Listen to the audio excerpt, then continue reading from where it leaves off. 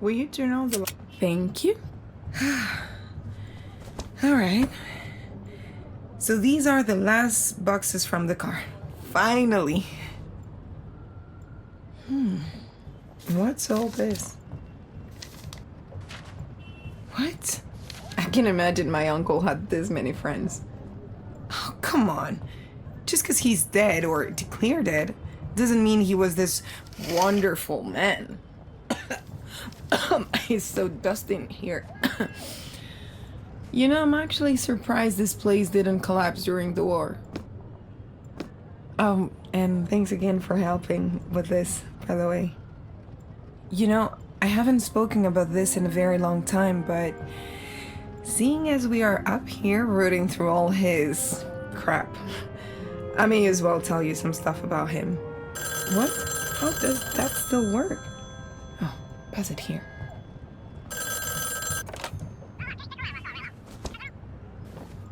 I bet you 100 pesetas that this is my mother. Hola? Hola, mama. We're just starting now. Cause we only just got here? Yeah, I know, I'm counting down the days. Well, I'll only be back in time for the fitting if you let us get on with it. No, I'm not shouting. I'm not shouting, this is just my voice. Hola? Mama? You know, me and my mom don't exactly see eye to eye, right? And now she's appointed herself as the wedding planner and... it's just too much.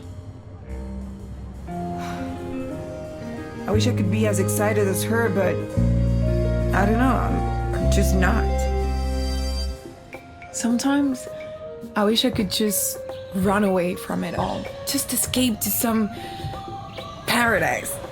Feel the sun on my skin, the salt in my hair. You know, cut my teeth on some proper adventures. Well, it's not the most practical plan, is it? Come on then, these boxes aren't gonna pack themselves. Would you mind looking in those drawers while I rummage through this cupboard? Oh, it's jammed. Just give it a good tug. Oh yeah, sorry. I was telling you about my uncle. Firstly, don't be fooled by the cheesy bow tie. This man had some real skeletons in his closet. I must have been 9 or 10 years old when I got sent here. I was a bit of a troublemaker growing up, and my parents thought I could use some old-fashioned Catholic discipline. Though when I got here, discipline was the last thing on my mind. Okay, so picture this. It's 1935, a beautiful summer in Madrid. I've just arrived off the train, and guess who's there to greet me? She was the cutest little ball of squiggly fun I've ever seen. Her name was Paquita. I didn't even know my uncle had a dog, and we fell in love instantly. Oh, and at the time, I fancied myself as quite the little Sherlock Holmes. I mean, I probably read too many stories, but I couldn't wait to get out there and investigate my first real case. But Manolo, my uncle, really didn't have the same plan as me. He just wanted to sit around inside, twitching his mustache and rustling those stupid newspapers. This was going to be my summer. The worst part was, whenever he actually did anything, he would never tell me where he was going, never invite me, and he locked the door behind him. And I mean double bolted. So soon enough, my exciting adventure had turned into a bad case of cabin fever. I remember wondering if I could genuinely die of boredom. Eventually, things got so bad that I just started doing the housework, just for something to do. Of course, that didn't last very long. So, with nothing else to do, I started investigating anything I could get my hands on. Paquita is my wily sidekick, of course. But even Dad rattled my uncle's cage. And soon enough, he had enough.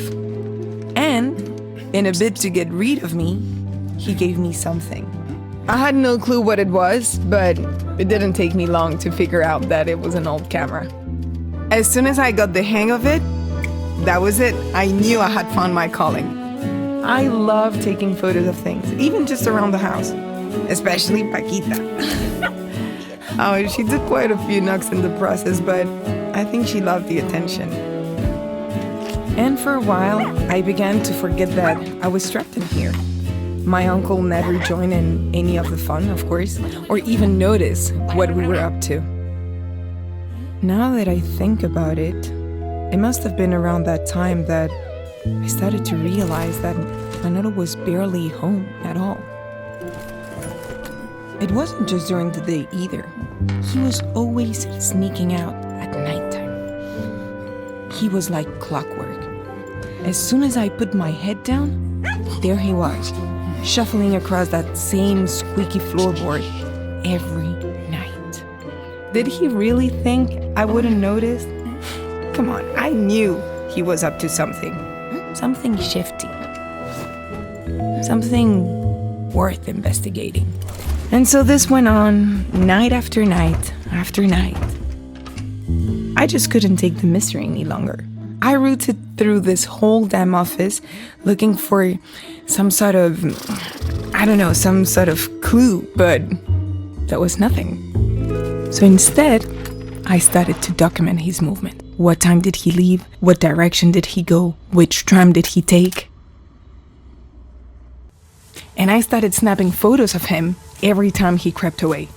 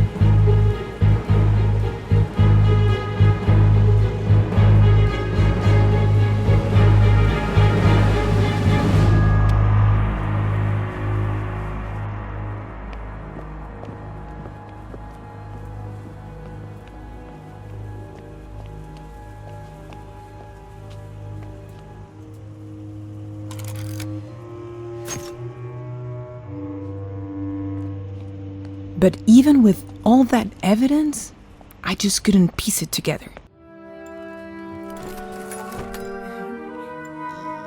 To be honest, I was about to give up until this one day. This one day when he came in with this bag. And right away, you could just tell there was something odd about it. Now, I don't know what I expected to be in there, but I'll tell you now, it wasn't that. I never seen so much money before in my life. Where the hell did he got it from? And why? That was it. That was the moment I knew Manolo Monreal was not the man I thought he was. So at the very next chance I got, I followed him.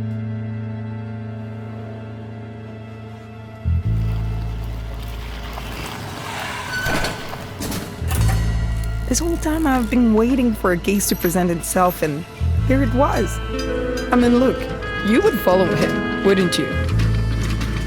Okay, saying that now, yes, I can see that it was a bit crazy. But it was great.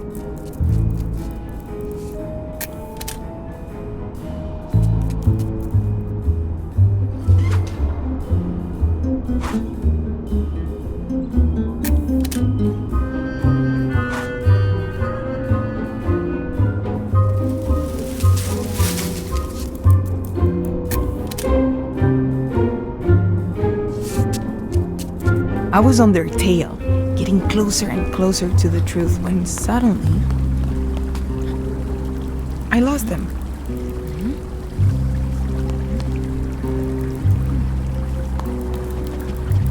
Out there alone, I could only think about one thing: the gun.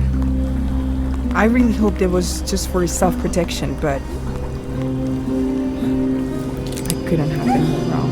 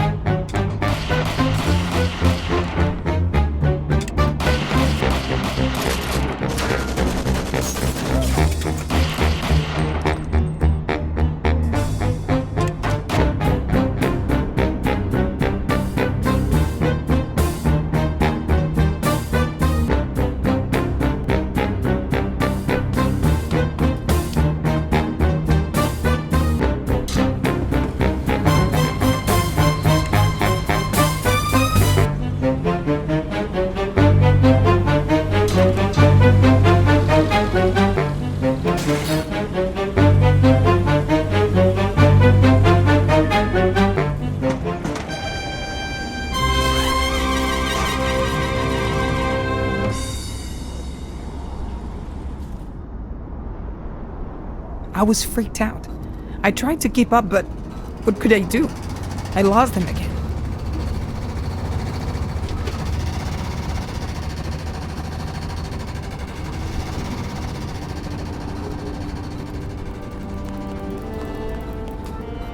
And then, strangely, fluttering about in the wind was his bow tie.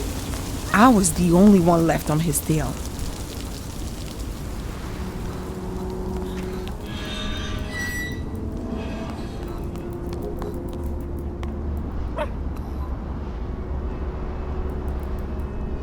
And inside, I could see nothing but stairs leading down into darkness. So in I went, and the darkness welcomed me.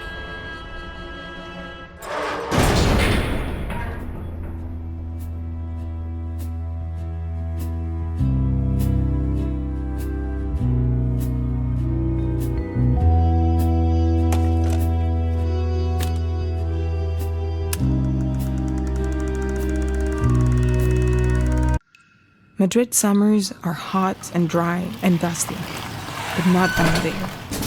It was a cold emptiness that goes straight through you. A constant drip dropping of water, forming pools that would make me jump with the splash of my feet. And that dark passage became a tangled web of tunnels.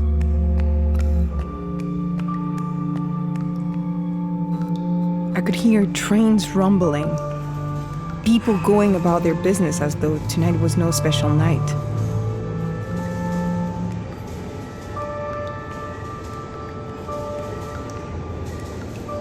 Twisted pipes formed sinister shapes that my mind made into monsters. I clutched Paquita as tight as I could. She could see and smell in the darkness, so she was my little living lantern, and I could feel her tiny heart beating against mine.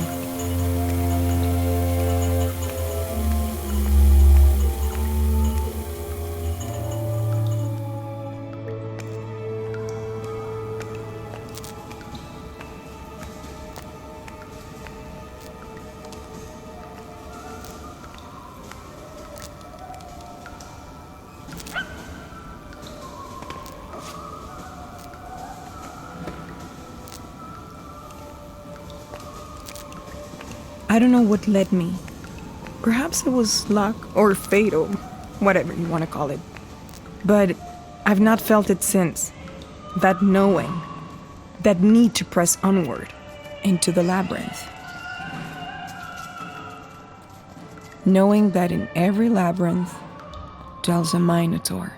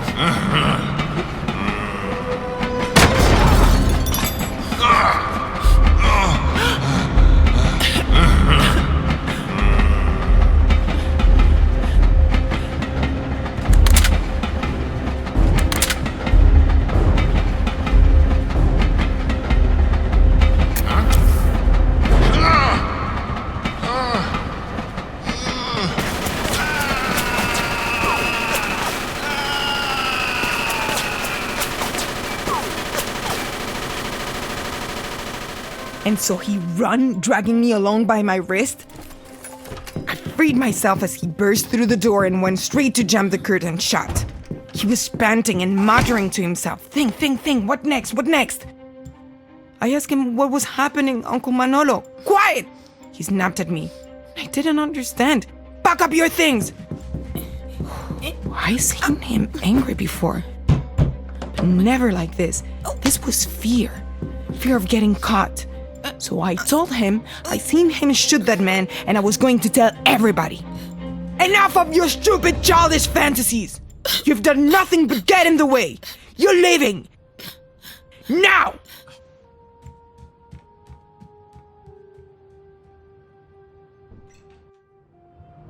And that was it. There was no going back from there. As soon as I got home, I told my mother what had happened and she just brushed it off.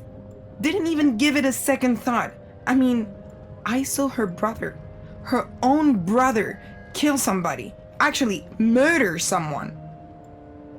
After a while, I stopped telling because, well, nobody ever believed it. I mean, why would they, really? It just sounded so silly. That's my mom again. She's the last person I want to talk to right now. Hola? Yep, still here. Because we're packing up his whole damn life. I'm not wasting time. I said I'm not wasting time. Oh, por el amor de Dios. Look, I gotta go. Okay? Bye.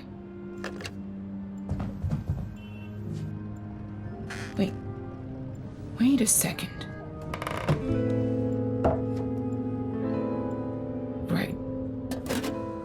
Right, what have we got here?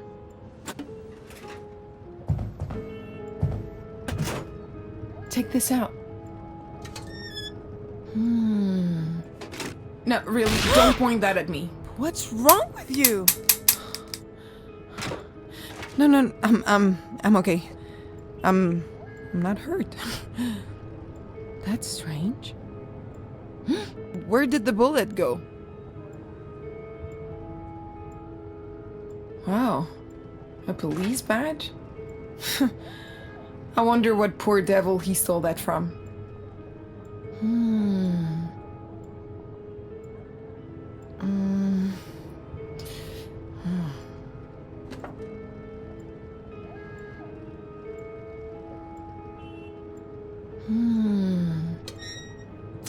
Huh? It says these are blanks. That's why they look so weird. Blanks. No, I saw him shoot that man. He fell off the damn bridge, I saw it. And he sent me away because I was the only one who knew what he had done. And what he was. I mean, he couldn't even look me in the eye.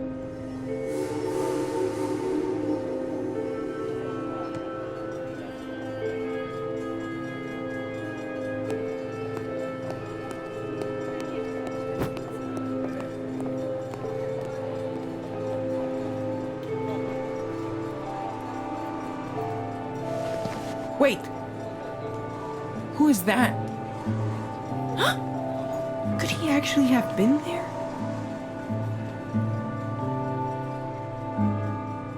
Well, no, Lola, not really. Not after what you saw at the bridge. But at this point, does it even matter? I can go over this time and time again, but it's not going to change anything. It's this tangled up mess of confusion and deceit and shame. In the end, nobody's left with the truth.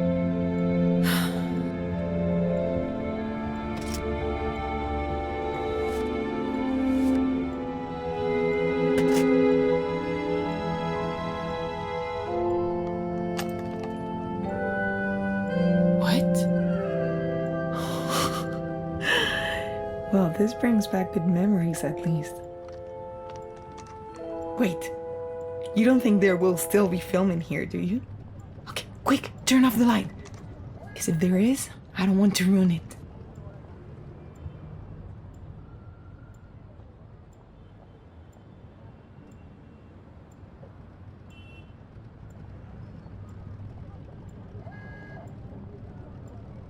Turn off the light. I don't want to waste too much time.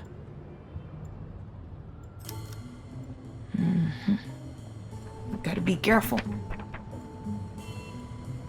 All right. Here. Bag them on the line to dry.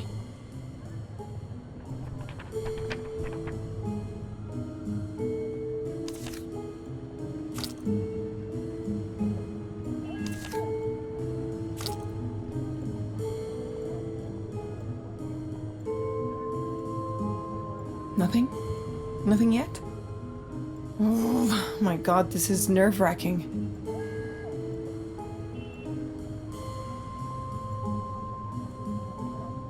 What's in that photo?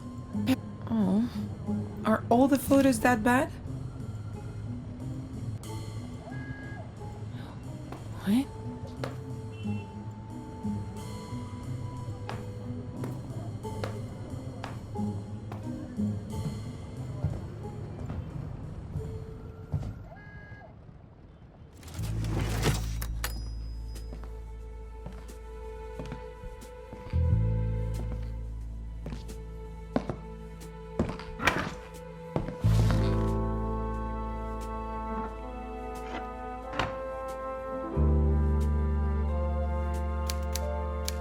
Dearest Lola, I hope that you will return someday and this letter will find its way into your hands.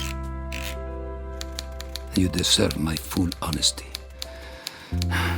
Honesty. I don't think I know what that word means anymore. You must believe me when I say that those men you saw me with are not and never have been my friends. No. These are animals, brutes, who have been trying to take control of this beautiful city for years. My job was to infiltrate this group, become one of them, and bring them down from within. But as cruel fate would have it, they accepted me into their rotten world the same day you, dear Lola, arrived on the train. What's worse, in my distraction, I'd gotten sloppy. Perhaps it's my age or maybe the liquor, but it's no excuse. Carelessness just won't cut it when you're undercover. Soon enough, one rat has sniffed out another. I've been close to coming undone before, so I've learned a thing or two along the way. I knew I had to offer him something no one else would. Have you ever wondered how police protection sounds to a rat? Like an opportunity. He didn't need much, just a gentle push, and about as much sauce as my old liver could take. And soon enough we were in business. The guy liked to talk, and I was all ears. I am not ashamed to admit it, the guy grew on me. We had the kind of friendship that only men who know each other's secrets can have. It seemed I was safe, and so for a time were you. But soon enough, the wolf started to smell a rat in the lair, and I started to sweat. Suddenly, I was handed a gun and promoted to pest control. Now, I hate rodents as much as the next man, but I'm no killer. So I did exactly as the wolf asked. I got rid of the problem, my way. If there is one quality that defines rats, it's their survival instinct. He wasn't gonna turn down a one-way ticket to some distant South American paradise. It needed no small amount of finesse. I had to collect on a few debts and cash in some favors, but after some theatrics, the rat was on his merry way to freedom. The only thing I'd overlooked, an inquisitive little girl and a cross-eyed hawk.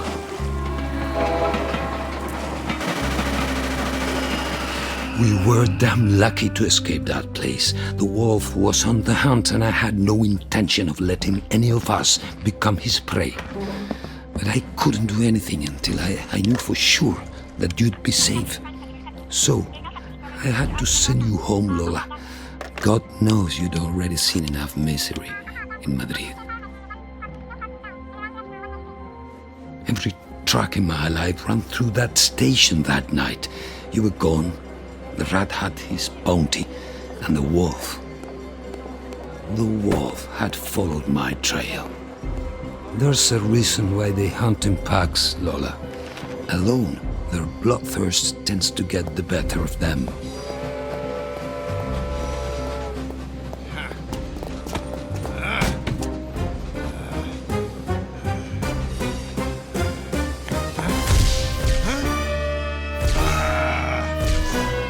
His prey had become his predator, and my own pack was closing in.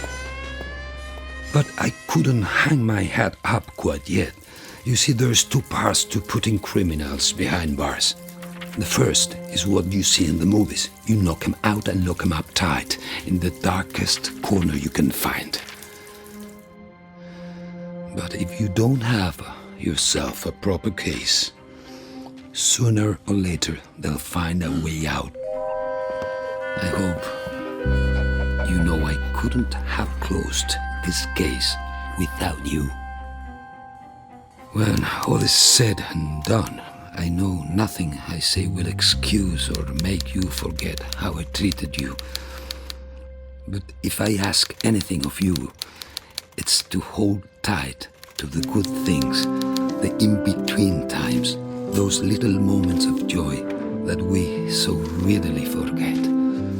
If only I could turn back the hands of time, I would have quit this game a long time ago. This is no life for an old dog like me. My place was making memories with my only niece, and now war is on its way, so I too must leave. I sure will miss this city. A smarter man than me once said that the best lead you'll ever get is your own gut. Don't let anybody drown that voice out, Lola.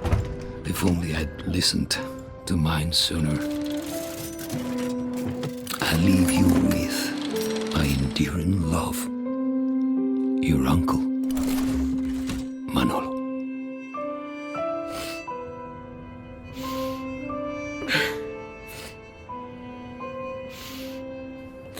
Don't look at me like that.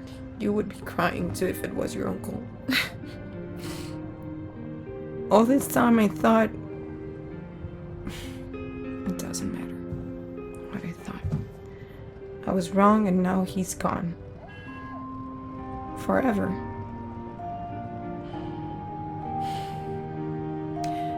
I just wish he would have told me sooner. Who knows what happened to him? He could have disappeared during the war or gotten polio or, I don't know, run away with a lover or something. Wait. That is the only thing I really know, right? That he's gone. Let me see. It's been, what, 15 years or so?